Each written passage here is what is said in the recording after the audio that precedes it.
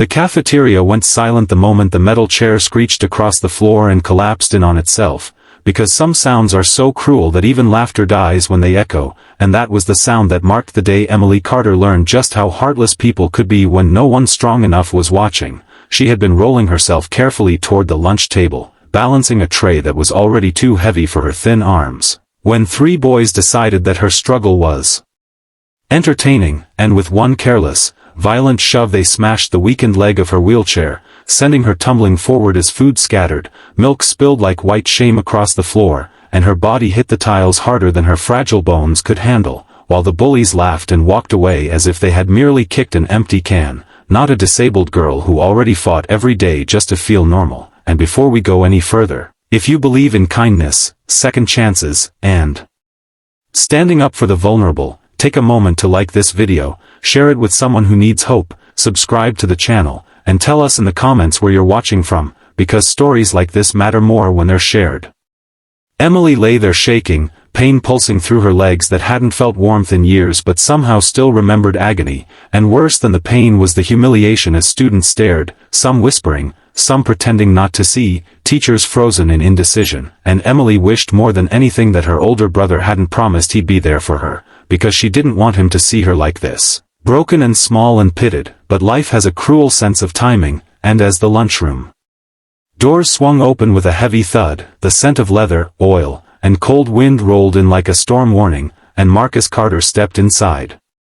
Marcus was not a man people ignored, even when he wanted to be, standing tall with broad shoulders inked in stories most people were too afraid to ask about, his Hell's Angels jacket unmistakable, stitched with years of loyalty, loss, and brotherhood, and when his eyes fell on Emily on the floor surrounded by spilled food and twisted metal, something ancient and violent awakened behind his calm expression. Marcus had spent years fighting demons on highways and in alleyways, earning scars that never fully healed, but nothing in his past prepared him for the sight of his little sister being treated like garbage by kids who thought weakness was funny, and as he crossed the room, every step felt heavier than the last, not because he feared what he might do, but because he feared what he might become if he lost control. Emily looked up and saw him, tears mixing with embarrassment, and for a moment she wanted to disappear, because Marcus had left years ago to escape a world that had already taken too much from their family, and she didn't want to be another burden. But Marcus didn't see burden, he saw blood, and love, and a promise he made at their mother's grave to always protect her, no matter what it cost.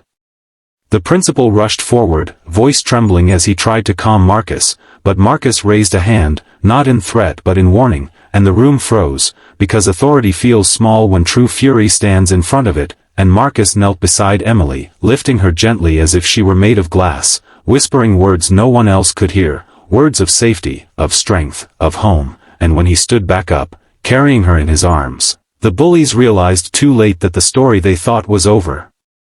had just begun. The school tried to handle it quietly, suspensions handed out, apologies forced, a new wheelchair ordered as if metal could replace dignity, but Marcus didn't leave it there, because justice that ignores the heart is not justice at all, and over the next few days, the town felt a shift, a low rumble like thunder far away, as word spread that a Hell's Angel had been wronged, and people whispered in fear and curiosity, unsure if retaliation would come in fists or fire. Instead, what arrived was something no one expected, as a convoy of motorcycles rolled into town one crisp morning, engines humming not in menace but in unity, dozens of riders parking calmly outside the school, leather jackets worn not like armor but like banners, and parents clutched their children in panic until Marcus stepped forward, helmet under his arm, expression steady, and asked for a meeting, not with threats, but with purpose. Inside the gymnasium, Marcus spoke about Emily, about how the world already makes life harder for those who struggle, and how cruelty is a choice, not an accident, and his words carried weight not because of his reputation, but because of the quiet pain in his voice, and the bullies were brought in, faces pale, finally understanding the depth of what they had done, not just to Emily, but to themselves. Marcus didn't shout, didn't raise a fist, didn't demand revenge. Instead he demanded accountability, community service at a rehabilitation center, mandatory counseling, and most importantly, a public apology not just to Emily, but to every student who felt small and powerless, and the school board agreed, stunned into compliance by the unexpected grace of a man they had feared. Emily returned weeks later in a new chair, but something inside her had changed too, her posture straighter, her eyes brighter, because for the first time she felt seen, not as a problem, but as a person worth defending, and as the bullies worked alongside disabled veterans and children who lived lives far harder than their own, something inside them shifted as well, shame turning slowly into understanding. Marcus stayed, attending school events, standing quietly in the back, a guardian shadow that reminded everyone that strength isn't about dominance, it's about protection, and the town that once whispered about bikers began to see them differently, as men who had found family on the road because the world had failed them first. Emily's laughter returned, tentative at first, then stronger, and when she rolled across that same cafeteria months later, no one laughed, no one stared, because respect had replaced fear, and kindness had replaced silence, and just before this story reaches its end, take a moment to comment and tell us what part of Emily's journey moved you the most. Near the end of the school year, Emily stood on the stage during an assembly, hands shaking as she spoke about courage, about pain, about how one act of cruelty can scar a soul, but one act of love can heal generations, and as she finished, the applause was not polite, it was thunderous, and Marcus watched from the back, eyes wet, knowing that every mile he'd ridden, every mistake he'd made, had led him to this moment.